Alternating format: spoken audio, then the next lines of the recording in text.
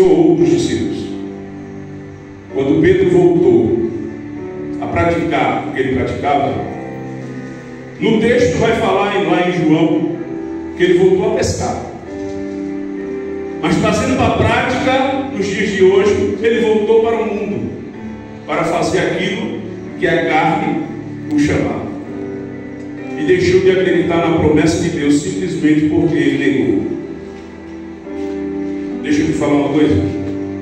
Muitas pessoas têm marcado a nossa vida e apontado por um erro que nós cometemos lá atrás. Toda uma vida de justificação não é suficiente. As pessoas pegam a queda lá atrás e ficam passando, esfregando, machucando, ferindo. Mas deixa eu te falar uma coisa. Se aqui na terra não tiver perdão, o céu perdoa. Se aqui na terra alguém condenar você, o céu tem perdão para você. Você tem alguma base bíblica para falar sobre esse tema? 4 amigos levaram um homem sobre uma maca, paralítico, desceram ele pelo telhado, porque não tinha lugar. A casa estava cheia, Jesus estava presente, e onde Jesus está, a casa está cheia. É cheia de glória, é cheia de palavra, é cheia de presença, é cheio do poder. Aí os amigos, a Bíblia vai dizer que Marcos 2, que desceram o paralítico por cima do telhado diante de Jesus. A primeira palavra que Jesus olhou para ele e disse: perdoados estão os teus. Sabe por quê? Porque enquanto não tiver perdão na terra, vai vir o perdão do céu para sarar as minhas e as tuas feridas. Enquanto pessoas querem deixar feridas, Deus está olhando e dizendo: eu posso até deixar cicatriz, mas eu vou sarar. O bálsamo vai vir, eu vou fechar essa cicatriz, eu vou sarar essa ferida. Você precisa se perdoar também. Para de se torturar. Continuando, quando Jesus se apresenta para Pedro e os demais, capítulo 21 de João, 20 e 21. O mesmo Pedro que negou foi o mesmo Pedro que Jesus escolheu. E o mesmo Pedro que erra nos dias de hoje é o mesmo Pedro que nós usamos ele como esse copo descartável, amassando e jogando fora. Só que eu tenho uma palavra de Deus para mim e para você. Já te descartaram muitas vezes. Já te jogaram fora muitas vezes. Mas o Deus que prometeu foi lá, te pegou para te reciclar de novo. Aquilo que te amassaram, aquilo que pisaram, Jesus está olhando e dizendo: eu vou fazer de novo. O vaso pode se quebrar quantas vezes for. O oleiro tem capacidade para fazer um vaso melhor.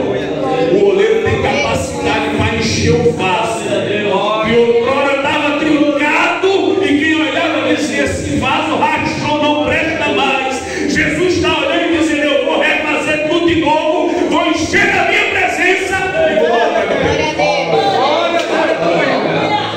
Quando ele se apresenta, ele diz: Pedro, tu me amas? Perguntar para alguém que ama, tinha acabado de negar, irmão.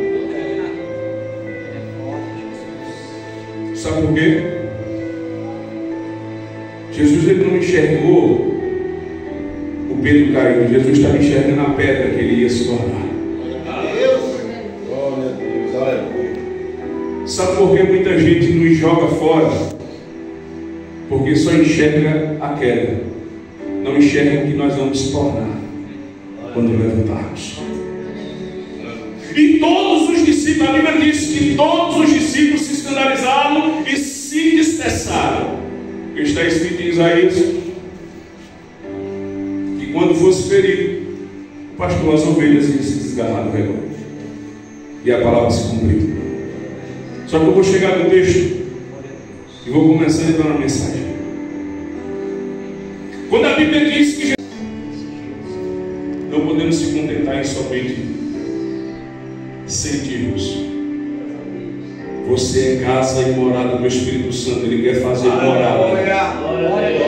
Ele quer habitar em mim e em você e nunca mais vai nos deixar só.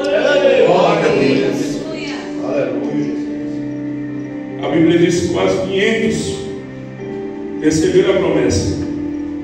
Foram até o cenário, mas 120 permaneceram. Um texto. O que significa isso? Simples. Receber promessa, não esperar o tempo, não perseverar, não vai receber cumprimento. Mas eu tenho uma palavra para te animar essa noite. Se você permanecer na presença, se você perseverar na oração, na comunhão e no partir do pão, o que Ele prometeu vai acontecer na tua vida. A promessa é impossível, não dá, não tem como, aos meus olhos é impossível. Não há nada impossível para Deus. Do mesmo jeito que estamos reunidos aqui, e a Bíblia deu um detalhe, que todos estavam assentados, e veio do alto um som como de um vento veemente e impetuoso e encheu a casa.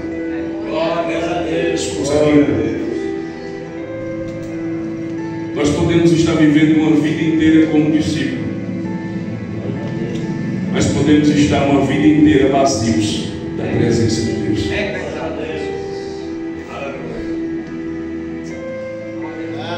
Precisamos entender que ser cheio do Espírito Santo é mudança de atitude, de comportamento e mudança de caráter e de vida.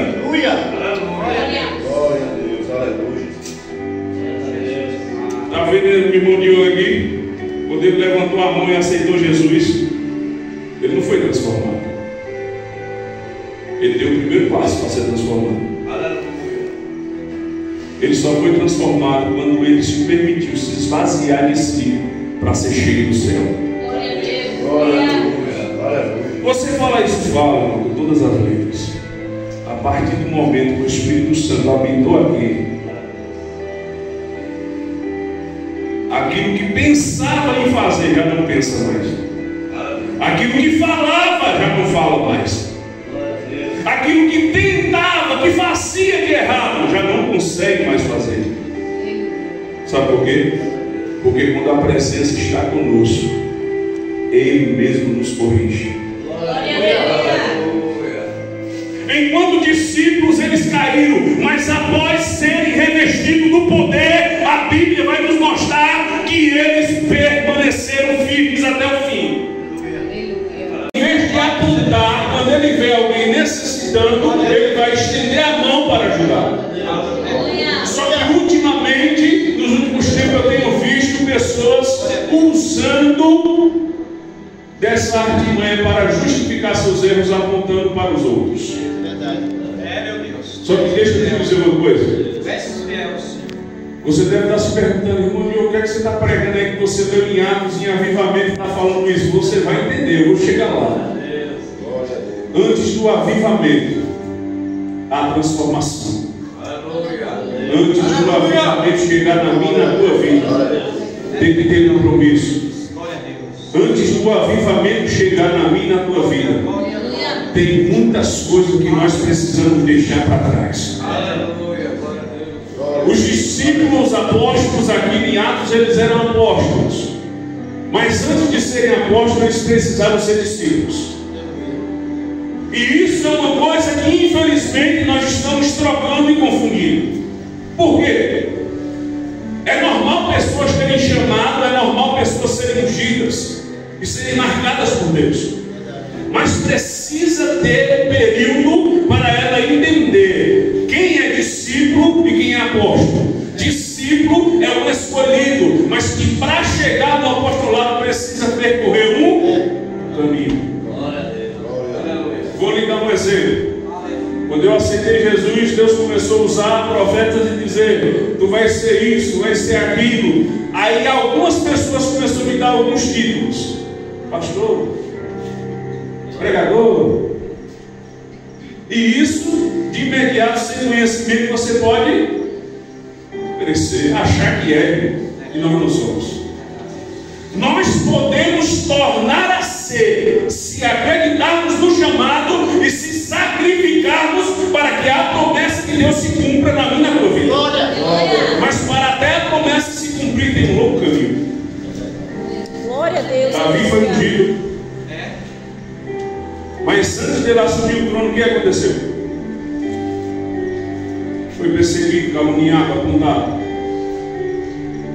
Mas ele persistiu. E a honra veio na vida dele. Não é porque você pode estar enfrentando um período difícil que não vai cumprir aquilo que Deus prometeu. Vai acontecer. É só um período de mudança de patamar da tua vida. Deus vai tirar você de discípulo para apóstolo. Deus vai tirar você de baixo para pôr em cima. Deus vai pegar você caído e pôr de pé. E isso dói. Mas deixa eu te dizer uma coisa: depois que Deus levantar, ninguém toca, ninguém derruba, ninguém toca. Nós precisamos entender esse processo. Por que Deus faz isso? Porque tem muitos hoje pegando discípulo e colocando o título de apóstolo. É a mesma coisa que fizeram com Saul. Você prepara direto, ó. Não deu certo. Todos nós